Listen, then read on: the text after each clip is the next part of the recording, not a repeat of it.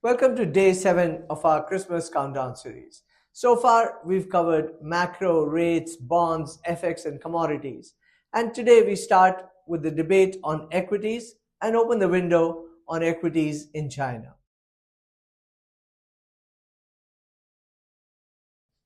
China has gone from being the global growth and equity story to being uninvestable to back in favor and more recently again losing its sheen.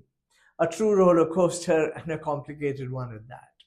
On one hand, you have weak property markets, subdued confidence, and a much slower than expected economic revival. Compounding that has been the ongoing trade rift with the US on again, off again.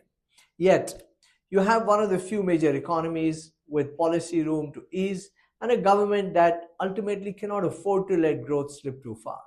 Besides, it's the only real challenger to the US dominance in the AI ecosystem space.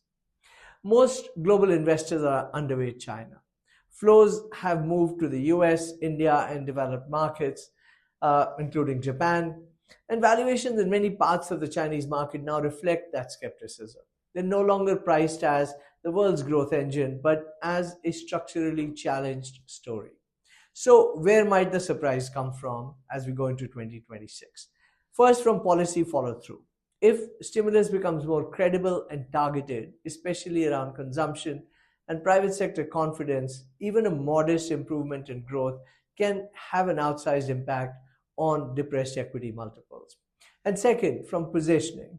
When almost everyone is underweight, you don't really need a huge amount of perfection. You just need perhaps less bad to trigger a squeeze in equity prices. Breakthroughs in technology are another area where China has scope to surprise on the upside. Even as China's growth engine struggles, we remain long term constructive, even though this will remain a volatile journey. The ability to use monetary and fiscal levers helps with the positive bias. Come back tomorrow for day 8 when we stay with international markets and open the window on India. This is Sunil Garg from Kenai and Lighthouse Canton.